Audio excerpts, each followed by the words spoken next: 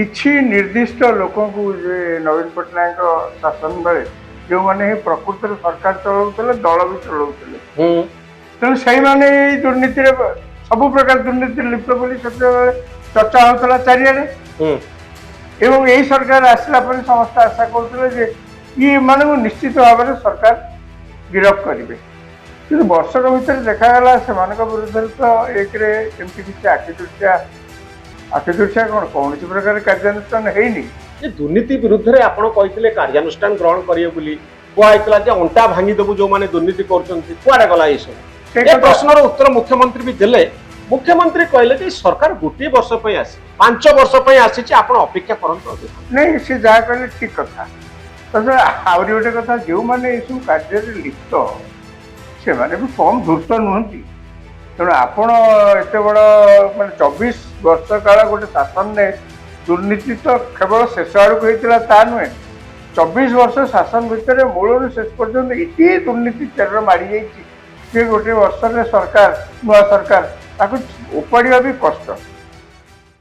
ମୁଖ୍ୟମନ୍ତ୍ରୀଙ୍କର press conference, ଦୀର୍ଘ ସମୟ ଧରି ମୁଖ୍ୟମନ୍ତ୍ରୀ ସାମ୍ବାଦିକ ମାନଙ୍କୁ ଭେଟିଥିଲେ, ଅନେକ ଗୁଡ଼ିଏ ପ୍ରଶ୍ନର ଉତ୍ତର ରଖିଥିଲେ। ଗୋଟିଏ ବର୍ଷ ଭିତରେ ସରକାର କ'ଣ କରିଛନ୍ତି, ସରକାର କେତେ ମାର୍କ ନିଜକୁ ନିଜେ ଦେବେ, ମୁଖ୍ୟମନ୍ତ୍ରୀ ନିଜକୁ କେତେ ମାର୍କ ଦେବେ, ଅନେକ ଗୁଡ଼ିଏ ପ୍ରଶ୍ନ ଆସିଥିଲା।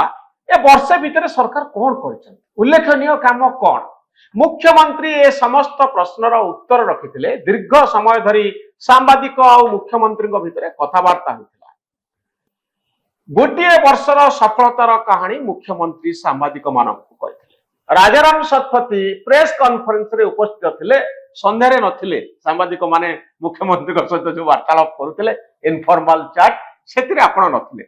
ଏ ଦିନ ଭିତରେ ଯେତେବେଳେ ଚାଲିଲା ସାମ୍ବାଦିକ ସମ୍ମିଳନୀ, ସେତେବେଳେ ଆପଣ କୋଉ ଦିଗଟି ମୁଖ୍ୟମନ୍ତ୍ରୀଙ୍କର ପ୍ରେସ୍ କନଫରେନ୍ସରୁ ଆପଣଙ୍କୁ ଟଚ୍ କଲା?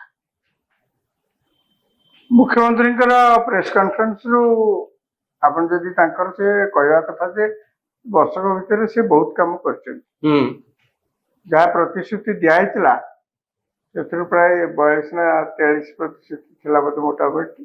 ସେଥିରୁ 11ଟାରୁ 12ଟା ସେ ପୂରଣ କରିଛନ୍ତି। ଯୋଉ ମନ୍ତ୍ରିମଣ୍ଡଳ ଶପଥ ନେଲା ପରେ ତୁରନ୍ତ ଯୋଉ ନିଷ୍ପତ୍ତି କ୍ୟାବିନେଟରେ ନିଆଗଲା, ସେ ପ୍ରେସ୍ କନଫରେନ୍ସରେ ସେ କହିଲେ ଯେ 24 ବର୍ଷରେ ଯାହା ହେଇପାରିନଥିଲା ଆମେ 24 ମିନିଟରେ ତାକୁ କରିଦେଲୁ, 4 ଦ୍ୱାର ଖୋଲିଦେଲୁ, ଆମେ ଚାଷୀ ମାନଙ୍କୁ ଇନପୁଟ ସବସିଡି ହିସାବରେ 800 ଟଙ୍କା ଦେଲୁ, ଆମେ ସୁଭଦ୍ରା ଯୋଜନାକୁ ଲାଗୁ କଲୁ। ଏ ହଉଛି ଗୋଟିଏ ବର୍ଷରେ ସରକାରଙ୍କର ସଫଳତା। ତ ଆପଣ ଏଥିରେ ଖୁସି କି ନା? ମୁଖ୍ୟମନ୍ତ୍ରୀଙ୍କ ପୁରା ପ୍ରେସ୍ କନଫରେନ୍ସକୁ ଯେ ଦେଖାଯିବ, ମୁଁ ଟିକେ ବହୁତ ଖୁସି ନୁହଁ। ଯୋଉ ଆପଣ ପଚାରୁଛନ୍ତି ଆପଣ ଖୁସି କି ନାହିଁ, ମୁଁ ଆକ୍ଚୁଆଲି ନିଜେ ବହୁତ। ନବୀନ ବାବୁ ଏ କଥା ପଚାରୁଥିଲେ, ଆପଣ ଖୁସି କି ନୁହଁ? ବହୁତ ଲୋକ ମଧ୍ୟ ସେଇ କଥା କହୁଛନ୍ତି। ତାର ମୁଖ୍ୟ କାରଣ ହେଲା, ଆପଣ ଯେତେବେଳେ ଆଶା ରଖିଥିବେ ଗୋଟେ ନୂଆ ସରକାର ଆସିଛି, ତାଙ୍କଠୁ ବହୁତ କିଛି ଆଶା ରଖିଥିବେ ଏବଂ ଜନସାଧାରଣ ମଧ୍ୟ ଆଜି ମଧ୍ୟ କହୁଛନ୍ତି ସେମାନେ ନୂଆ ସରକାରଠୁ ବହୁତ କିଛି ଆଶା ରଖନ୍ତି। ତେଣୁ ସେମାନେ ଯେତେବେଳେ ବର୍ଷ ଭିତରେ ଦେଖୁଛନ୍ତି ତାଙ୍କର ଯାହା ସବୁ ଆଶା ଥିଲା ସେସବୁର କିଛି ପୂରଣ ହେଇନି, ତେଣୁ ସେମାନେ ଟିକେ ନିରାଶ ହବା ସ୍ୱାଭାବିକ। କ'ଣ ସେମାନେ ଆଶା କରିଥିଲେ? ଆଜ୍ଞା, ଗୋଟେ ମୂଳ କଥା ହଉଛି ସାଧାରଣ ଲୋକ ବିଜେପି କି ଭୋଟ ଦେଇଥିଲେ ଏବଂ ବିଜେପି ପ୍ରଥମ ଥର ପାଇଁ ନିଜ ବଳରେ ସରକାରକୁ ଆସିଛି। ତାର ମୁଖ୍ୟ କାରଣ ଥିଲା 24 ବର୍ଷର ନବୀନ ପଟ୍ଟନାୟକ ସରକାରର ଦୁର୍ନୀତି। ଏଇ ଦୁର୍ନୀତିଟା ଗୋଟେ ବଡ ଇସ୍ୟୁ ହେଇଥିଲା ଇଲେକ୍ସନରେ, ଆପଣ ଲକ୍ଷ୍ୟ କରିଥିବେ। ତ କ'ଣ କରିଥିଲେ ଆପଣ ଖୁସି ହେଇଥାନ୍ତେ? ରାଜାରାମ ଅତି ଖୁସି ହେଇଥାନ୍ତେ, ସେଇ କଥା ଖାଲି ଟିକେ ଚୁମ୍ବକରେ ବୁଝାନ୍ତୁ।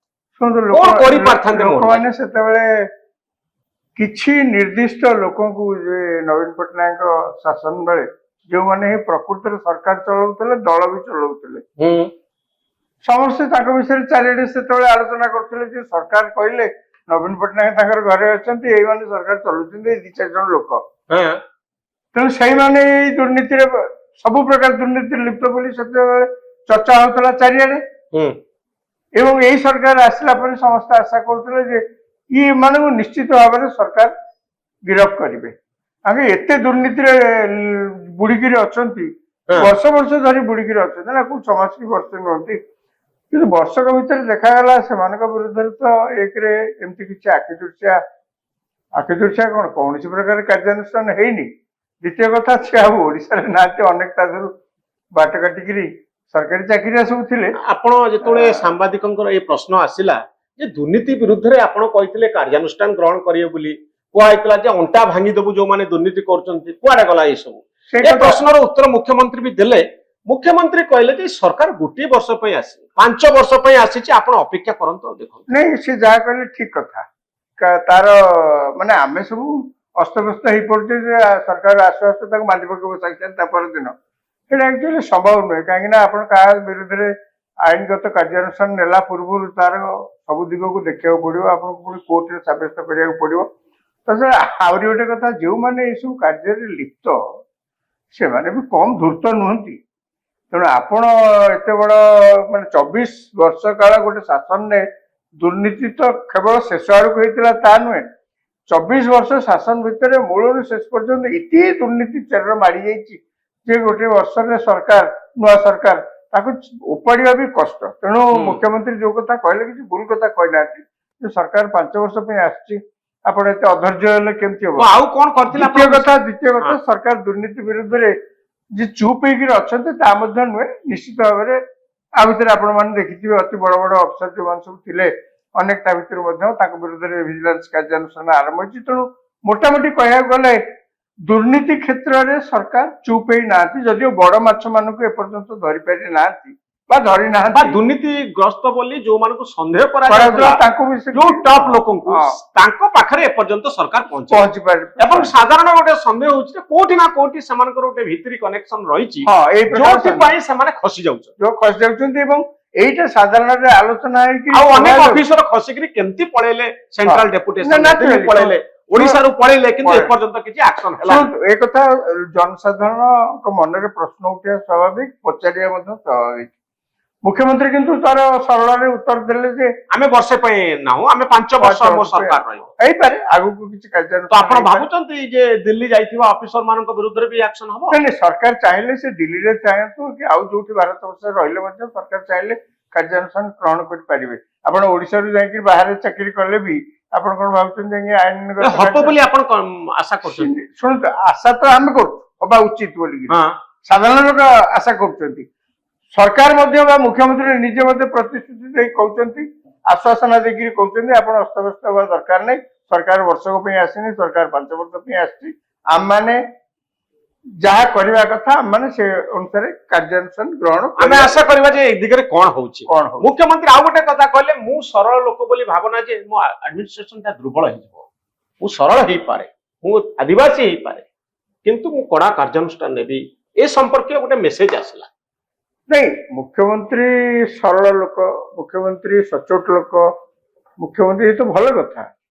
କିଏ କଣ ଚାହାନ୍ତି କି ଆଉ ଯିଏ ମୁଖ୍ୟମନ୍ତ୍ରୀ ହେବେ ସେ ସଚ୍ଚୋଟ ହେଇନଥାନ୍ତୁ, ସରଳ ହେଇନଥାନ୍ତୁ ବୋଲିକି। କିନ୍ତୁ ଆପଣଙ୍କୁ ଦୃଢ କାର୍ଯ୍ୟାନୁଷ୍ଠାନ ନେବାକୁ ପଡିବ, ଖାଲି ତ କାର୍ଯ୍ୟାନୁଷ୍ଠାନ ନୁହେଁ, ଦୃଢ କାର୍ଯ୍ୟାନୁଷ୍ଠାନ ଗ୍ରହଣ କରିବାକୁ ପଡିବ।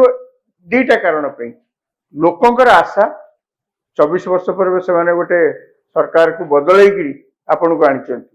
ଦ୍ୱିତୀୟ କଥା ହଉଛି ଯେ ଆପଣ ମାନେ ମଧ୍ୟ ପ୍ରତିଶ୍ରୁତି ଦେଇଥିଲେ ନିର୍ବାଚନ ବେଳେ ଯେ ଆମେ କୌଣସି ପ୍ରକାର ଏଭଳି କିଛି କାର୍ଯ୍ୟ କରିବୁନି ଯୋଉଥିରେ କି ଆପଣ ମାନେ ସାଧାରଣ ଲୋକ ଆମକୁ ଆଙ୍ଗୁଠି ବଢେଇବେ। ଯେମିତି ପୂର୍ବ ସରକାର ବାବଦରେ ଲୋକ ଆଙ୍ଗୁଠି ଦେଖିକି କହୁଛନ୍ତି ଏହା କରିଛନ୍ତି, ସେୟା କରିଛନ୍ତି, ସେୟା କରିଛନ୍ତି, ଦେଖାଇ ଦେଉଛନ୍ତି। ଏମାନେ ମଧ୍ୟ ପ୍ରତିଶ୍ରୁତି ଦେଇଥିଲେ। ବିଶେଷ କରି ପ୍ରଧାନମନ୍ତ୍ରୀ ନରେନ୍ଦ୍ର ମୋଦୀ, ଆପଣ ଲକ୍ଷ୍ୟ କରିଥିବେ ନିର୍ବାଚନ ସମୟରେ ତାଙ୍କ ଦଳ ପାଇଁ ଯେତେବେଳେ ପ୍ରଚାର କରୁଥିଲେ, ପ୍ରଧାନମନ୍ତ୍ରୀ ନିଜେ କହିଛନ୍ତି ଯେ ମୁଁ ହିଁ ଆକ୍ଚୁଆଲି ଯାହା କହେ ତା କରେ। ପ୍ରଧାନମନ୍ତ୍ରୀ ନିଜେ କଥା କହିଛନ୍ତି ଯେ ଓଡିଶାରେ ବିକାଶ ହଉ, ଦୁର୍ନୀତି ବିରୁଦ୍ଧରେ କାର୍ଯ୍ୟାନୁଷ୍ଠାନ ହଉ, କୌଣସିରେ ସରକାର କେବେ କମ କରିବେ ନାହିଁ, ଲୋକଙ୍କର ଆଶା ଭରସାକୁ ପୂରଣ କରିବେ। କିନ୍ତୁ ମୋର କେବଳ ଅନ୍ୟ ଗୋଟେ କଥା କହିବାର ଅଛି, ଯୋଉ ବିକାଶ କଥା, ସରକାରଙ୍କଠୁ ସବୁବେଳେ ଲୋକମାନେ କଣ ଆଶା କରନ୍ତି, ସରକାର ଏଭଳି କିଛି କାର୍ଯ୍ୟାନୁଷ୍ଠାନ ଗ୍ରହଣ କରିବ, ଏଭଳି କିଛି କାର୍ଯ୍ୟକ୍ରମ ହାତକୁ ନେଇକି କରିବ ଯୋଉଥିରେ ଲୋକ 2 ପଇସା ରୋଜଗାର କରିବେ। ଆପଣ ତାଙ୍କୁ ଆର୍ଥିକ ସାହାଯ୍ୟ ଦେଇ ଦଉଛନ୍ତି, ସବୁଦିନ କଣ ଦେଇପାରିବେ? ଆର୍ଥିକ ସାହାଯ୍ୟ ଯୋଉଟା ଦଉଛନ୍ତି ସେ ଖର୍ଚ୍ଚ ହେଇଯିବ କିଛି ଦିନ ପରେ। ତାକୁ ଯଦି ପ୍ରପରଲି ୟୁଟିଲାଇଜ କରାଯାଇ ପାରିବ ଏବଂ ସରକାର ଯଦି ସେଇ ଦିଗରେ ଉଦ୍ୟମ କରି ଲୋକଙ୍କୁ କରେଇବେ, ତାହେଲେ ତାର କିଛି ଲାଭ ହବ। ଆପଣ 800 ଟଙ୍କା ଦେଇଛନ୍ତି ଚାଷୀଙ୍କୁ, ଚାଷୀକି 800 ଟଙ୍କା ଦେବାଟା ଠିକ ଅଛି, ଆପଣ ଦେଇଛନ୍ତି, ସୁଭଦ୍ରାରେ 5,000 5,000 10,000 ବର୍ଷକୁ ଦେଇଛନ୍ତି ଗୋଟିଏ ମହିଳାଙ୍କୁ, ଠିକ ଅଛି। ସେ ଟଙ୍କାଟା ସେମାନେ ନେଇକି ଠିକ ୟୁଟିଲାଇଜ କରିକି ତା ଦେହରୁ 2 ପଇସା ରୋଜଗାର କରୁଛନ୍ତି କି ନାହିଁ, ଏଇଟା ମଧ୍ୟ ସରକାର ମେସେଜ କଡା ଭାବରେ ଲୋକଙ୍କ ପାଖରେ ତ ପହଞ୍ଚ। ସରକାର କଣ କଣ କରିଥିଲେ ଆପଣ ଖୁସି ହେଇଥାନ୍ତେ, ଅତି ଖୁସି ହେଇଥାନ୍ତେ ଯୋଉ ସେଣ୍ଟେନ୍ସ ଆପଣ ୟୁଜ କଲେ? ନାଇଁ ସରକାର ଯେତେବେଳେ ଆପଣ ସୁଭଦ୍ରା ଯୋଜନା ଲାଗୁ କଲେ, ସରକାର ସେତେବେଳେ କୌଣସି ସମୟରେ କହିଲେନି ଯେ ଟଙ୍କାଟା ସିନା ଆମେ ଦଉଛୁ କିନ୍ତୁ ଆପଣଙ୍କୁ ଏଇ ଟଙ୍କାଟା ଏଇ କାମରେ ବ୍ୟବହାର କରିବା ପାଇଁ ଆମେ ଦଉଛୁ, ଆପଣଙ୍କୁ ଦଉନୁ ଖାଲି ଗୋଟେ ଆର୍ଥିକ ସାହାଯ୍ୟ। ଏ ଆର୍ଥିକ ସାହାଯ୍ୟର ଉଦ୍ଦେଶ୍ୟ ହଉଛି ଯେ ଆପଣ ତାକୁ କୋଉଥିରେ ଗୋଟେ ଲଗେଇକିରି 2 ପଇସା ରୋଜଗାର କରିବେ। ଆପଣ ଆଜି ବି ଦିନରେ ଯାଆନ୍ତୁ, କୌଣସି ଜାଗାରେ ଆପଣ ଦେଖିବେ ଏଭଳି କିଛି କାମରେ ସେମାନେ ଲଗେଇ ନାହାନ୍ତି। ଆଜ୍ଞା ମୁଁ ସବୁବେଳେ କହି ଆସିଛି 10,000 ଟଙ୍କାରେ ଆପଣ ଯଦି 2 ଗୁଣ୍ଠୁ ଆଳୁ କରିବେ, ବିଲରେ ଆଳୁ କରିବେ, ତା ଦେହରେ ମଧ୍ୟ ଆପଣ ଲାଭ ପାଇବେ। ଶାଗ ବାଇଗଣ କଲେ ବି ତା ଦେହରେ ଲାଭ ପାଇବେ। ମାର୍କେଟରେ ଦେଖନ୍ତୁ କେତେ ପଇସା, କିନ୍ତୁ ବହୁତ ଲୋକ ଆପଣ ଦେଖିବେ ଏ ଟଙ୍କାକୁ ନେଇ ଖାଲି ଖର୍ଚ୍ଚ କରିଦଉଛନ୍ତି। କିଏ କୋଉଠି ତାଙ୍କ ଘରେ ଅନ୍ୟ କାମରେ ସବୁ ଖର୍ଚ୍ଚ କରୁଛନ୍ତି, ଯୋଉ କାମ ପାଇଁ ଦିଆଯାଇଛି ସେଇଟା ହେଲାନି। ଦ୍ୱିତୀୟ କଥା କହୁଛନ୍ତି କଣ 32 ଲକ୍ଷ ଲକ୍ଷପତି ଦିଦି ହେଇଯାଇଛନ୍ତି ବୋଲି। ମୁଁ ଏ କଥାଟାକୁ ଟିକେ ନାପସନ୍ଦ କରୁଛି, କାହିଁକି ନା ଏଟା ସମ୍ଭବ ନୁହେଁ। ଗୋଟିଏ ବର୍ଷରେ 10,000 ଟଙ୍କା ଜଣକୁ ଲକ୍ଷପତି, ତାକୁ ଯେତେ ବିନିଯୋଗ ଯୋଉଠି ଭଲକିରି କଲେ ବି କଣ ଲକ୍ଷପତି ଜଣେ ହେଇପାରିବ?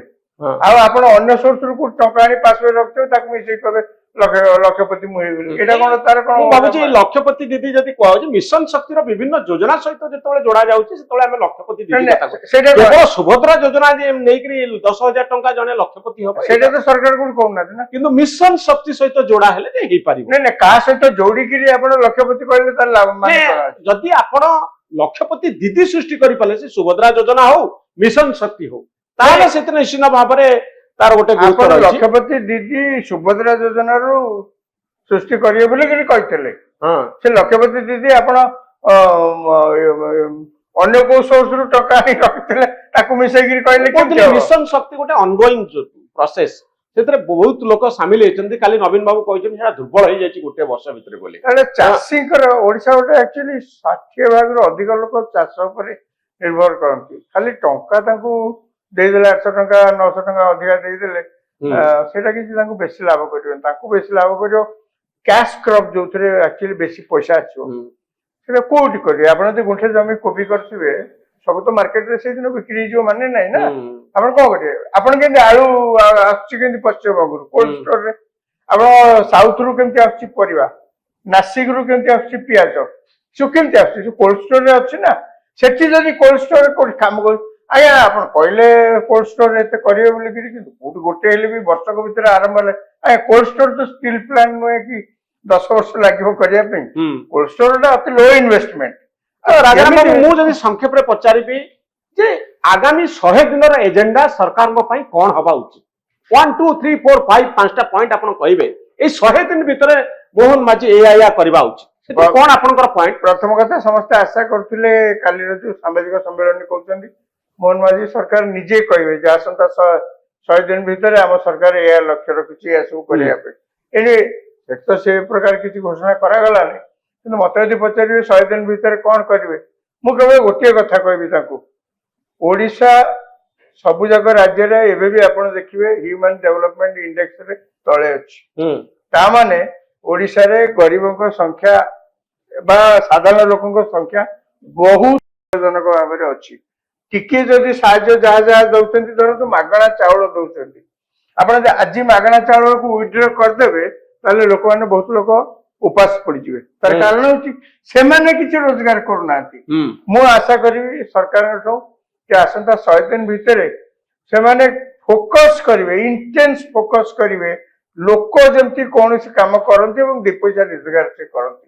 ସେ ସୁଭଦ୍ରା ଯୋଜନା ଟଙ୍କାକୁ ବ୍ୟବହାର କରିକି ହଉ ବା ଆଉ କିଛି କାର୍ଯ୍ୟକ୍ରମ, ଆପଣ ନିର୍ଦ୍ଦିଷ୍ଟ ଭାବରେ କଣ ଚାହୁଁଛନ୍ତି? ଲୋକ ରୋଜଗାର କରିବେ, ଆପଣ ରୋଜଗାର କରିବେ। 100 ଦିନ ଭିତରେ କଣ ସରକାର କରିବେ ଯାହା ଫଳରେ ଲୋକ ରୋଜଗାର କରିବେ? ସେଇଥିପାଇଁ ଆମେ ଆଶା କରୁଥିଲୁ ମୂଳରୁ ଆପଣ କରିଥାନ୍ତେ, ଯଦିଓ ଆପଣ କରିନାହାନ୍ତି, ଏବେ ବି କରନ୍ତୁ, ଆପଣଙ୍କ ସମୟ ଅଛି। ଯେ ଶୁଣନ୍ତୁ, ଆପଣ ଯେତେବେଳେ କୌଣସି ଯୋଜନା କରିବେ, ଉଦ୍ଦେଶ୍ୟଟା ହଉଛି, ଲକ୍ଷ୍ୟଟା ହଉଛି ଲୋକ 2 ପଇସା ନିଜେ ରୋଜଗାର କରିବ। ଆପଣ ଅନ୍ୟ ଯୋଉ ରାଜ୍ୟରେ ଆପଣ କହୁଛନ୍ତି ପଲିସି ସେଇ ଦିଗରେ ଫୋକସ ହବା ଉଚିତ। କାହିଁକି ମୁଁ କହୁଛି କର୍ଣ୍ଣାଟକ, ମହାରାଷ୍ଟ୍ର, ତାମିଲନାଡୁ ଯୋଉ ଜାଗାରେ ଆପଣ ଦେଖୁଛନ୍ତି ଡେଭଲପଡ ରାଜ୍ୟ ବୋଲି ଯାହାକୁ କହୁଛନ୍ତି, ସେ ଡେଭଲପଡ ହେଇଛି କଣ ସବୁ ଏମିତି ମାଗଣା ପଇସା ବାଣ୍ଟିକିରି? ସେମାନେ ରୋଜଗାର କରୁଛନ୍ତି। ସେମାନେ ରୋଜଗାର କେମିତି କରୁଛନ୍ତି? ତାଙ୍କ ଦେଶରେ ବହୁତ ଆଉ କଳକାରଖାନା। ଦାଦନ ହଟେଇବା ସରକାରଙ୍କର ଗୋଟେ ମୂଳ ଲକ୍ଷ୍ୟ, କେମିତି ଦାଦନ ଯୋଉଟା ହଟେଇବେ? ତାଙ୍କର ଇଲେକ୍ସନ ମ୍ୟାନିଫେଷ୍ଟୋରେ ବି ପ୍ରତିଶ୍ରୁତି ଥିଲା ଆପଣ ଯେ ପ୍ରତିଶ୍ରୁତି ଦାଦନ ମୁକ୍ତ ଓଡିଶା ଆମେ ତିଆରି କରିବୁ। ସେଇଟା କେମିତି କରିବେ? ଆପଣ ସେଇ ଅନୁସାରେ ଯୋଜନାଟା ତ କରିବାକୁ ପଡିଯିବ ନା। ହୁଁ। ଯୋଜନାଟା କରିବେ ଯୋଉଥିରେ ସେ କାମ ପାଇବେ। ନାଇଁ, ଆପଣ ଗୋଟେ ଭଲ କଥା କହିଲେ ରାଜାରାମ ବାବୁ। ମୁଁ ବହୁତ ସମୟରେ ଆପଣଙ୍କ ସହିତ ରାଜି ହୁଏନି, କିନ୍ତୁ ଏ କଥାରେ ମୁଁ 100% ଆପଣଙ୍କ ସହିତ ରାଜି ଯେ ଲୋକଙ୍କୁ ରୋଜଗାର କ୍ଷମ କରିବା, ଲୋକଙ୍କ ପକେଟରେ ପଇସା କେମିତି ପଶିବ ସେ କଥା କରିବା, ଇଏ ହଉଛି ସରକାରଙ୍କର 1 number priority. 1 number priority. Unproductive ଲୋକ ଯେତେ ରହିବେ ଓଡିଶାରେ, ଓଡିଶା ସେତେ ଦରିଦ୍ର ହବ। ଲୋକ ରୋଜଗାର କରନ୍ତୁ, ଲୋକଙ୍କୁ ରୋଜଗାର କରିବା ପାଇଁ ସୁଯୋଗ ଦିଅନ୍ତୁ। ଆଉ ଓଡିଶାରେ ଯେହେତୁ 60% ଅଧିକ ଲୋକ କେବଳ ଚାଷ ଉପରେ ଡିପେଣ୍ଡ କରନ୍ତି, ଆଉ ଚାଷର ଅବସ୍ଥା ଯାହା, ସବୁବେଳେ କଣ ଆପଣ 800 ଟଙ୍କା 900 ଟଙ୍କା ଦେଲେ ଚାଷୀ ବଞ୍ଚିବ? ନହେଲେ ନାହିଁ। ଚାଷ ଆମର ଗୋଟେ ସିରିୟସ କାମ ନୁହଁ ଆଭରେଜ ଲୋକଙ୍କ ପାଇଁ। ସେମାନଙ୍କ ପାଇଁ କିଛି ନାହିଁ ବୋଲି ସେମାନେ ଚାଷ କରୁଛନ୍ତି। ଯଦି ଆଉ କିଛି ବ୍ୟବସ୍ଥା ଆମେ କରନ୍ତେ, ସେମାନେ ଚାଷ ଛାଡିକି ଆଉ କଣ କରନ୍ତେ? ସରକାର ମାସ ସେଇ- ଶେଷରେ କିଛି ପଇସା ତାଙ୍କ ପକେଟରେ ଦରକାର କି ନାହିଁ ମାନେ ବଞ୍ଚିବା ମୋର ପାଇଁ? କହିବା କଥା, ସରକାର ସେଇ ଦିଗରେ ଗୋଟେ ଫୋକସ କରୁନାହାନ୍ତି। ଯୋଉମାନେ ଚାଷ କରିବେ ରାଜାରାମ ବାବୁ, ସିରିୟସ ଲୋକମାନେ ଚାଷ କରନ୍ତୁ, ଯୋଉମାନେ ପ୍ରକୃତ କମର୍ସିଆଲ କ୍ରପ ତିଆରି କରିବେ, ମାର୍କେଟରେ ତାକୁ ବିକି ପାରିବେ, ସେଥିରୁ କିଛି ପଇସା ବାହାର କରିପାରିବେ, ସପ୍ତାହରେ ମାସକରେ କିଛି ଟଙ୍କା ତାଙ୍କ ହାତକୁ ଆସିବ, ସେଇ ଲୋକମାନଙ୍କୁ ଚାଷ କ୍ଷେତ୍ରରେ ରହିବା ଉଚିତ। ବାକି ଲୋକମାନଙ୍କ ପାଇଁ ଆମେ ବହୁ ପ୍ରକାର ଏନଗେଜମେଣ୍ଟ ତିଆରି କରିପାରିବା। ସେଇ ଗୋଟିଏ କଥା ଆପଣ କହୁଛନ୍ତି, ଆଗାମୀ 100 ଦିନ ଭିତରେ ଯଦି ପଚରାଯିବ ସରକାରଙ୍କ ପାଇଁ ସବୁଠାରୁ ବଡ ଚ୍ୟାଲେଞ୍ଜ କଣ? ରୋଜଗାର ତିଆରି କରିବା, ଆଭରେଜ ଲୋକଙ୍କୁ ନିଯୁକ୍ତି ଦବା, ଆଭରେଜ ଲୋକଙ୍କ ପାଇଁ କାମ ତିଆରି କରିବା, ସୁଧା ତାଙ୍କ ପକେଟରେ କିଛି ଟଙ୍କା ଆସିବ। ଏଇଟା ହଉଛି ଗୋଟେ 1 ନମ୍ବର ପ୍ରାୟୋରିଟି ହେବା ଦରକାର। ଏଥିପାଇଁ ସ୍କିମ୍ ତିଆରି କରିବା ଦରକାର, ପ୍ଲାନ ପଲିସି ଡିକ୍ଲେୟାର ହେବା ଦରକାର। ତ ଦ୍ୱିତୀୟ କଥା ଯଦି କୁହାଯାଏ ଆପଣଙ୍କ ପାଇଁ ସବୁଠାରୁ ସରକାରର ମୁଖ୍ୟ କାମ ଏଇ 100 ଦିନ ଭିତରେ କଣ ହେବା ଉଚିତ? ଆଗାମୀ 100 ଦିନ ଭିତରେ ଇଣ୍ଡଷ୍ଟ୍ରି ଗୋଟେ ଦେଖନ୍ତୁ, ଆଜିକାଲି ଯୋଉ ରାଜ୍ୟ ଆଗକୁ ବଢୁଛନ୍ତି, ଦେଶ ଆଗକୁ ବଢୁଛି, ତାର ମୂଳ କାରଣ ହେଲା ସେ ରାଜ୍ୟରେ ବା ସେ ଦେଶରେ ଇଣ୍ଡଷ୍ଟ୍ରିଆଲ ଡେଭଲପମେଣ୍ଟ ସେତିକି ହଉଛି। ଭାରତ ଆଜି ନରେନ୍ଦ୍ର ମୋଦୀ ଯାହା କହୁଛନ୍ତି, ନରେନ୍ଦ୍ର ମୋଦୀ ଯେତେବେଳେ 2014 ମସିହାରେ ଆସିଥିଲେ, ସେତେବେଳେ ଭାରତ 10 କି 11 ନମ୍ବରରେ ଥିଲା। ମାନେ ସାରା ବିଶ୍ୱର ଇକୋନୋମିକ ଦେଖିଲେ, ଧନୀ ରାଜ୍ୟ ଧନୀ ଦେଶ ଦେଖିଲେ ଭାରତର ନମ୍ବର ଥିଲା 10 କି 11। ଆଜି ଯଦି ସରକାର ଦାବି କରୁଛନ୍ତି, ୱାର୍ଲଡ ବ୍ୟାଙ୍କ ବି କହୁଛି ସେୟା, ଯେ ବର୍ତ୍ତମାନ ଭାରତର ପୋଜିସନ 4 ହେଲାଣି, ହେଇସାରିଲାଣି ଅଲରେଡି। 5 ଥିଲା, ହେଇସାରିଲାଣି ଅଲରେଡି 4 ବୋଲିକିରି ୱାର୍ଲଡ ବ୍ୟାଙ୍କ ରିପୋର୍ଟରେ ନିଜେ କହୁଛି। ସରକାର ଲକ୍ଷ୍ୟ ରଖିଛନ୍ତି 3 କି ଯିବେ, ଆସନ୍ତା 2 ବର୍ଷ 3 ବର୍ଷ ଭିତରେ 3 ନମ୍ବରକୁ ଯିବେ। ଏଟା କେମିତି ହଉଛି? ସେଇ 10 11 ରୁ ବି ଯଦି 5 ବା 4 ରେ ପହଞ୍ଚିଲେ, ତାର କାରଣ ହେଲା ଦେଶର ବିଭିନ୍ନ ଜାଗାରେ ଇଣ୍ଡଷ୍ଟ୍ରିଆଲ ବେଲ୍ ସବୁ ତିଆରି ହେଇଛି ବା କଳକାରଖାନା ହେଇଛି, ତା ଦେହରୁ ଉତ୍ପାଦନ ହଉଛି, ଲୋକ ଚାକିରି କରୁଛନ୍ତି, ଲୋକ ରୋଜଗାର କରୁଛନ୍ତି। ଏମିତି କଲେ ହିଁ ସେ ରାଜ୍ୟ ବା ସେ ଦେଶ ତ ପୁଣି ବଢିବ।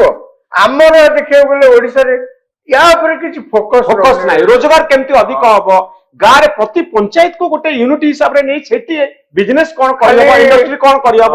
ଅନେକ ସମୟରେ କୁହାହଉଛି, ଆପଣ ଦେଖିଥିବେ ଉତ୍କର୍ଷ ଓଡିଶା ହେଲା, ଏବେ ଏତେ ଲକ୍ଷ ଟଙ୍କାରେ 16 ଲକ୍ଷ କୋଟି 17 ଲକ୍ଷ କୋଟି କଣ ସେଥିରୁ ମିଳିବ? ଗୋଟେ ଆଭରେଜ ଲୋକଙ୍କ ପାଖରେ ଆମେ କେତେ ପହଞ୍ଚୁଛୁ? ଗୋଟେ କିଛି ନହବ ଯଦି କେମିତି ହବ? ଆଉ ଗୋଟେ କଥା ମୁଁ କହିବା ପାଇଁ ଚାହିଁବି, ଏଇଟା ଗୋଟେ ମୋଷ୍ଟ ପ୍ରାୟୋରିଟି ଏରିଆ ହବା ଦରକାର ଯେ ପୋଲିସ ଡିପାର୍ଟମେଣ୍ଟକୁ ଷ୍ଟ୍ରିମଲାଇନ କରାଯିବା ଦରକାର। ଆପଣ ଦେଖିବେ ବହୁ କେସରେ ଆମେ ଦେଖୁଛୁ କ୍ରିମିନାଲ ମାନେ ପୁଣି ମୁଣ୍ଡ ଟେକିଲେଣି। ଆମେ ଦେଖୁଛୁ ଯେ ଉତ୍ତରପ୍ରଦେଶରେ କ୍ରାଇମ କମୁଛି, ସେଇ ବିଜେପି ଶାସିତ ରାଜ୍ୟ ଯୋଉଠି ଗୋଟେ ଗୋଟେ ଭଲ ଆଡମିନିଷ୍ଟ୍ରେସନ ଅଛି, ଯେ ଅପରାଧୀଙ୍କୁ କ୍ଷମା ଦଉନି। ତେଣୁ କମନ ମ୍ୟାନ ସବୁବେଳେ ସରକାର, ରାଜାରାମ ଭାଇ ମୋ ସହିତ ଆପଣ ଏକମତ ହେବେ ଯେ ପୋଲିସ ଯୋଗୁଁ ସରକାର ବଦନାମ ହୁଅନ୍ତି। ଆଉ ଆପଣ ଦେଖିବେ ନବୀନ ପଟ୍ଟନାୟକ ସରକାର ଏହି କ୍ଷେତ୍ରରେ ବହୁତ ବଦନାମର ଶିକାର ହେଇଛି ଯେ ପୋଲିସ ଠିକ ଭାବରେ କାମ କରୁନି। ଆପଣ ଦେଖିବେ ଆଜିର ଦିନରେ ଅଧିକାଂଶ ଜାଗାରେ ପଲିଟିକାଲ ଲୋକମାନେ ପୋଲିସକୁ ଇନଫ୍ଲୁଏନ୍ସ କରିବା ଆରମ୍ଭ କଲେଣି। ଆର ଗୋଟେ ନେଗେଟିଭ ସାଇଡ ଅଛି। ମନ୍ତ୍ରୀ ଏମଏଲଏ ଏମାନେ ଏମ୍ପାୱାର୍ଡ ହେବା ଜରୁରୀ, କିନ୍ତୁ ପୋଲିସକୁ ଯଦି ଆପଣ କାମ କରିବାକୁ ନ ଦେବେ, ଆଉ ଭଲ ସଚୋଟ ଲୋକଙ୍କୁ ନ ରଖିବେ, ଇଏ ବାୟସ ହେଇକରି କାମ କରିବାର ଅନେକ ଉଦାହରଣ ଅତୀତରେ ଅଛି। କଂଗ୍ରେସ ସରକାର ଯେମିତି ବଦନାମ ହେଇଥିଲା ପୋଲିସ ଯୋଗୁଁ, ଆଶା କରିବା ଯେ ମୋହନ ମାଝୀଙ୍କ ସରକାର ପୋଲିସକୁ ଠିକ ରଖିବ। ଆଉ ଗୋଟେ ଆକ୍ଚୁଆଲି ମୁଁ ଭାବୁଛି, ଆପଣ ଯୋଉ ପଚାରିଲେ ଯେ ଆସନ୍ତା 100 ଦିନ ଭିତରେ ମୋହନ ମାଝୀଙ୍କ ସରକାରଙ୍କଠୁ ଆପଣ କଣ ଆଶା କରୁଛନ୍ତି, ମୁଁ ଆଉ ଗୋଟେ ବିଷୟ ଉପରେ ଆପଣଙ୍କୁ ଦୃଷ୍ଟି ଆକର୍ଷଣ କରିବି। ମୁଁ ଆଶା କରିବି ସରକାର ତାପରେ ବେଶୀ ଗୁରୁତ୍ୱ ଦେବେ। ପୂର୍ବରୁ ଯୋଉ ସରକାର ଥିଲା ଏବଂ ଯୋଉ ପ୍ରକାର ଯୋଉ ପ୍ରଣାଳୀରେ ଶାସନ ଚାଲୁଥିଲା ବର୍ତ୍ତମାନର ସରକାର ଏବଂ ଯୋଉ ପ୍ରଣାଳୀରେ ଶାସନ ହବା ଉଚିତ ତା ଭିତରେ ଅନେକ ଅନ୍ତର ଅଛି। ଆପଣ ବ୍ୟବସ୍ଥାକୁ ଯେତେ ପରିବର୍ତ୍ତନ କରିବେ ସେତେ ହିଁ ଆପଣଙ୍କର କାମ ଜୋରରେ ଚାଲିବ। ବ୍ୟବସ୍ଥାକୁ କେବଳ ପରିବର୍ତ୍ତନ କରିବାକୁ ପଡିବ। ବ୍ୟବସ୍ଥା ମୋଟେ ଆକ୍ଚୁଆଲି ପ୍ରୋ ପିପୁଲ ହେଇପାରୁନି। ମୁଁ ଗୋଟେ ଉଦାହରଣ ଦେବାକୁ କହୁଛି। ମୋହନ ମାଝୀ ମୁଖ୍ୟମନ୍ତ୍ରୀ ମୋହନ ଚରଣ ମାଝୀ କହୁଛନ୍ତି ସେ ହଉଛନ୍ତି ଲୋକଙ୍କ ମୁଖ୍ୟମନ୍ତ୍ରୀ, ତାଙ୍କ ସରକାର ଲୋକଙ୍କ ସରକାର। ଏଥିରେ ଶତକଡ଼ା 100% ସତ, ଏଥିରେ କିଛି ମିଛ କଥା ନାହିଁ। କାହିଁକିନା ଆଗରୁ ଯିଏ ମୁଖ୍ୟମନ୍ତ୍ରୀ ଥିଲେ ଆଉ ତାଙ୍କ ସରକାର ଯେତେବେଳେ ଲୋକ କୁଆଡେ ସରକାର କୁଆଡେ ମନ୍ତ୍ରୀ କୁଆଡେ ତାଙ୍କର କିଛି ଠିକଣା ନଥାଏ। 3-4 ଜଣ ଲୋକ ଶାସନ ସେଇ ଲିଜ୍ ନେଇ ସବୁ କରୁଥିଲେ। ମାନେ ବର୍ତ୍ତମାନ ସରକାରରେ ଅନ୍ତତଃ ଲୋକ ଯାଇକିରି ମୁଖ୍ୟମନ୍ତ୍ରୀ କି ଭେଟି ପାରୁଛନ୍ତି। ସେ ଗୋଟେ ଗ୍ରିଭାନ୍ସ ସେଲ୍ ଖୋଲିଛନ୍ତି, ଖାଲି ଭୁବନେଶ୍ୱର ନୁହେଁ ଓଡ଼ିଶାର ଅନ୍ୟାନ୍ୟ ଜାଗାରେ କରୁଛନ୍ତି। ତେଣୁ ନିଶ୍ଚିତ ଭାବରେ ଶତକଡ଼ା 100% ଇଏ ହଉଛି ଲୋକଙ୍କ ମୁଖ୍ୟମନ୍ତ୍ରୀ, ସିଏ ହଉଛନ୍ତି ଲୋକଙ୍କ ମୁଖ୍ୟମନ୍ତ୍ରୀ ଏବଂ ସରକାର ହଉଛି ଲୋକଙ୍କ ସରକାର। କିନ୍ତୁ ଯେତେବେଳେ ଜଣେ ଲୋକ ଆସୁଛି କୌଣସି ଗ୍ରିଭାନ୍ସ ନେଇ ମୁଖ୍ୟମନ୍ତ୍ରୀଙ୍କୁ ଭେଟୁଛି, ମୁଖ୍ୟମନ୍ତ୍ରୀ କାଲି ପ୍ରେସ କନଫରେନ୍ସରେ କହୁଥିଲେ ବି ଯେ ଆମେ ଏତେ ଗ୍ରିଭାନ୍ସ ସବୁ ସଲ୍ଭ କରିଛନ୍ତି। ମୁଖ୍ୟମନ୍ତ୍ରୀ ସେଠି ଗୋଟେ ଜିନିଷ ପଚାରିବା କଥା ତାଙ୍କ ଷ୍ଟାଫଙ୍କ ଜରିଆରେ ଯେ ଏ ଯୋଉ କମ୍ପ୍ଲେନ ମୋ ପାଖ ଯାକେ ଆସି ପହଞ୍ଚିଲା କାହିଁକି ଆସିଲା କାହିଁକି ଆଉ କଲେକ୍ଟର ମାନେ ସେଇ ଲେବୁଲରେ କାହିଁକି ଏଇଟା ହେଇପାରିଲାନି? ଯେ କାରଣ ଆପଣ ଭାବନ୍ତୁ ଜଣେ ଲୋକ ଯିଏ କମ୍ପ୍ଲେନ ନେଇକିରି ମୁଖ୍ୟମନ୍ତ୍ରୀଙ୍କ ପାଖରେ ପହଞ୍ଚିବା ବଡ କାଠିକର ପାଠ। ସେ ଗ୍ରିଭାନ୍ସ କରିଥାନ୍ତୁ, ଯେତେ ସୁବିଧା କରିଥାନ୍ତୁ, ଯାହା କରନ୍ତୁ, ଭୁବନେଶ୍ୱର ଜଣେ ଦୌଡ଼ିକିରି ଆସିବ, ବସ୍ ଖର୍ଚ୍ଚ କରିକିରି ସେ ଦୌଡ଼ିକିରି ଆସିବ, ଏଠି କୋଉଠି ବସି ଖାଇବ, ମୁଖ୍ୟମନ୍ତ୍ରୀଙ୍କ ଗ୍ରିଭାନ୍ସରେ ପହଞ୍ଚିବ, ନାଁ ରେଜିଷ୍ଟ୍ରି କରିବ, ଶେଷରେ ମୁଖ୍ୟମନ୍ତ୍ରୀଙ୍କୁ ସେ ଦରଖାସ୍ତ ଦବ। ଏଟା କଣ ଏଇଟା ସହଜ କଥା? ମୁଖ୍ୟମନ୍ତ୍ରୀ ସେଇ ଜାଗାରେ ଠିକ ଅଛି, ତାଙ୍କ ଗ୍ରିଭାନ୍ସ ଆପଣ ସାଙ୍ଗେ ସାଙ୍ଗେ ସମାଧାନ କରିଦେଲେ, ଯାହା ତାଙ୍କର କମ୍ପ୍ଲେନ ଥିଲା ଠିକ ଅଛି, କିନ୍ତୁ ପଚାରିବା କଥା ଆପଣଙ୍କ ବ୍ୟବସ୍ଥାକୁ ଯେ କାହିଁକି ସେ କମ୍ପ୍ଲେନ ମୁଖ୍ୟମନ୍ତ୍ରୀଙ୍କ ଯାକେ ଆସିଲା, ତଳ ଲେବୁଲରେ କାହିଁକି ନ ହେଇପାରିଲା? ତାମାନେ ସେମାନେ ଲୋକଙ୍କୁ ହାରାସ କରୁଛନ୍ତି। ସେଇଠି ମୁଁ କହିବା କଥା ଯେ ଆପଣ 100 ଦିନ ଭିତରେ ଏ ବ୍ୟବସ୍ଥାକୁ ଏଭଳି ଭାବରେ ପରିବର୍ତ୍ତନ, ଯାହାକୁ କୁହନ୍ତି କ୍ୱାଲିଟି ଗଭର୍ଣ୍ଣାନ୍ସ, ସେ ଯୋଉ କ୍ୱାଲିଟି ଗଭର୍ଣ୍ଣାନ୍ସ ଟା ପୂର୍ବ ସରକାରରେ ନଥିଲା, ଆଉ ତା ପୂର୍ବ ସରକାରରେ ମଧ୍ୟ ସେମିତି ସେଇ ଅବସ୍ଥା। ଆପଣ ଆଜିକା ଦିନରେ ମଧ୍ୟ ଆପଣ ନିଜେ ଉପଲବ୍ଧି କରିବେ ଯେ କୋଣ ସରକାରୀ କାମ, ସରକାରୀ ଅଫିସ କି ଯଦି ଆପଣ ଯିବେ, ଆପଣଙ୍କୁ ଦୌଡ଼ି ଦୌଡ଼ି ଆପଣଙ୍କର ଗୋଡ ଛିଡିଯିବ ପଛେ କେହି ଆପଣଙ୍କୁ ଶୁଣିବେନି, ଦେଉନା ଆପଣଙ୍କୁ ରେସ୍ପଣ୍ଡ ବି କରୁନାହାନ୍ତି। ତାକୁ ଆପଣ ଏମିତିଆ ଗୋଟେ ବ୍ୟବସ୍ଥାକୁ ନେଇକିରି ମୁଖ୍ୟମନ୍ତ୍ରୀ କହୁଛନ୍ତି 5 ବର୍ଷ ଭିତରେ ଆମେ $5 ବିଲିୟନ ଇକୋନୋମି ଓଡ଼ିଶାକୁ ପଞ୍ଚମ ପ୍ଲାନ କରୁଛୁ। ଏଇଟା କଣ ହେଇପାରିବ? ଏଇ ପ୍ରକାର ବ୍ୟବସ୍ଥାକୁ ନେଇ ଆପଣ କରିପାରିବେନି। ବ୍ୟବସ୍ଥାକୁ ବା କ୍ୱାଲିଟି ଗଭର୍ଣ୍ଣାନ୍ସ କରିବାକୁ ହେଲେ ଆପଣଙ୍କୁ ସେଇ ଅନୁସାରେ ଚିନ୍ତା କରିବାକୁ ପଡିବ, ପଲିସି ଫ୍ରେମୱାର୍କ କରିବାକୁ ପଡିବ। ଏଇଟା ସହଜ କଥା ନୁହେଁ। ସେଇଥିପାଇଁ ମୁଁ କହିଲି ଆପଣ ଆସନ୍ତା 100 ଦିନ ଭିତରେ କ୍ୱାଲିଟି ଗଭର୍ଣ୍ଣାନ୍ସ ଦେବା ପାଇଁ ଏ ବ୍ୟବସ୍ଥାଟାକୁ କେମିତି ବଦଳାଇବାକୁ ପଡିବ ତା ଉପରେ ଫୋକସ କରନ୍ତୁ। 1 2 ସାଧାରଣ ଲୋକ, ଯାହା କିଛି ସମୟ ଆଗରେ ଆମେ କଥା ହଉଥିଲେ, ସାଧାରଣ ଲୋକ 2 ପଇସା କେମିତି ନିଜେ ରୋଜଗାର କରିବ, ସରକାର ସାହାଯ୍ୟ ଉପରେ ସେ ଡିପେଣ୍ଡ କରିବନି। ସାଧାରଣ ଲୋକ ଯେମିତି ନିଜେ ରୋଜଗାର କରିବ। ଆଜି ଯଦି ମାଗଣା ଚାଉଳ ଉଡ୍ରେ କରିଦିଆଯାଏ ତାର କିଛି ଯେମିତି ଅସୁବିଧା ହବନି, ସେ ସବୁବେଳେ ହାତ ପତେଇବନି ଅନ୍ୟମାନଙ୍କୁ, ନିଜେ ରୋଜଗାର କରିବ, ନିଜ ଗୋଡରେ ଛିଡା ହବ। ଏଇ ଫୋକସ ଯେତେବେଳେ ସରକାର କରିବେ ଆଉ କିଛି କରିବା ଦରକାର ନାହିଁ। ଏତିକି ହେଇଗଲେ ବହୁତ ଜିନିଷ। ରାଜା ବହୁତ ଧନ୍ୟବାଦ। ଆପଣ ଯୋଉ ଇମ୍ପୋର୍ଟାଣ୍ଟ ପଏଣ୍ଟ ଗୁଡିକ ରଖିଲେ, ପ୍ରଥମ କଥା ହଉଛି ଯେ ରୋଜଗାର କରିବା ପାଇଁ ଲୋକଙ୍କୁ ସୁଯୋଗ ଦିଆଯାଉ, ସରକାର ସୁଯୋଗ ସୃଷ୍ଟି କରନ୍ତୁ, ଲୋକଙ୍କ ପକେଟରେ ପଇସା ପହଞ୍ଚୁ। ଟଙ୍କା ନାହିଁ ତ ଲୋକମାନେ ବଞ୍ଚିବେ କେମିତି? ଆମର ଲାଇଫଷ୍ଟାଇଲ କମ, ଆମର ଦାରିଦ୍ର୍ୟ ଅଛି ଓଡିଶାରେ ଅଧିକ। ସେ ଦାରିଦ୍ର୍ୟ ଦୂରୀକରଣ ପାଇଁ ଆପଣ ଦାଦନ ବନ୍ଦ କରିବା କଥା ବିଜେପି କହିଥିଲା। ତେଣୁ ଏ ଦିଗରେ କାମ କରନ୍ତୁ, ପ୍ରତି ପଞ୍ଚାୟତକୁ ୟୁନିଟ୍ ହିସାବରେ ନିଅନ୍ତୁ। ସେଇ ପଞ୍ଚାୟତରେ ଲୋକମାନଙ୍କ ପାଇଁ କଣ ସୁଯୋଗ କରାଯାଇପାରେ? ଓଡିଶାରେ ଯେତେ ପଞ୍ଚାୟତ ଅଛି ସବୁ ପଞ୍ଚାୟତର ଜିଓଗ୍ରାଫି ଅଲଗା, ଲୋକଙ୍କର ସେଠି ଚିନ୍ତାଧାରା ଅଲଗା। ସେଇଥିପାଇଁ କହିଲି କୋଲ୍ଡ ଷ୍ଟୋର କଥା। ତେଣୁ ପ୍ରତି ଜାଗାରେ ଆପଣ ଚାଷ କଥା କହୁଛନ୍ତି, ଚାଷରେ କେମିତି ଗୋଟେ ଲୋକ ସ୍ୱାବଲମ୍ବୀ ସିଏ ରଖିଲେ କୋଲ୍ଡ ଷ୍ଟୋରରେ ସିନା ତାପରେ ଯାଇ 2 ପଇସା ପାଇବ। କେତୋଟି ପର୍ଟିକୁଲାର ପଏଣ୍ଟ ଯଦି କରାଯାଏ, ପ୍ରଥମ କଥା ହବା ଦରକାର ଯେ ଲୋକଙ୍କ ହାତରେ କେମିତି ପଇସା ପହଞ୍ଚିବ, ପକେଟରେ କେମିତି ପଇସା ପହଞ୍ଚିବ। ଅନ୍ତତଃ ମୋର ଗୋଟିଏ ସଜେସନ ରାଜାରାମ ବାବୁ, ଯେ ପ୍ରତ୍ୟେକ ଲୋକ 10,000 ଟଙ୍କା ପ୍ରତି ପରିବାର ଓଡ଼ିଶାରେ ରୋଜଗାର କରିବା ପାଇଁ ସକ୍ଷମ ହେବେ। ଏ ଦିଗରେ ଆମେ କାମ କରିବା ଦରକାର। ଅନ୍ତତଃ 10,000 ଟଙ୍କା ଯଦି ଗୋଟିଏ ପରିବାର ଗୋଟିଏ ମାସରେ ଯୋଉ ରୋଜଗାର କରିପାରୁନି ତାର ଲାଇଫଷ୍ଟାଇଲ କେବେ ହେଲେ ଗୋଟେ ଉନ୍ନତ ଓଡ଼ିଶାର ରହୁଥିବା ମଣିଷର ଲାଇଫଷ୍ଟାଇଲ ସହିତ ସମାନ ହେଇପାରିବନି। 10,000 ଟଙ୍କାକୁ ଫୋକସ କରାଯାଉ। ପ୍ରତ୍ୟେକ ପରିବାର କେମିତି 10,000 ଟଙ୍କା ଗାଁରେ ରହି ଯୋଉ ଜାଗାରେ ରହିଲେ ବି 10,000 ଟଙ୍କା ରୋଜଗାର କରିବା ପାଇଁ ଅନ୍ତତଃ ସକ୍ଷମ ହେବେ। ବହୁତ ଧନ୍ୟବାଦ ରାଜାରାମ ବାବୁ ଆପଣଙ୍କର ମତାମତ।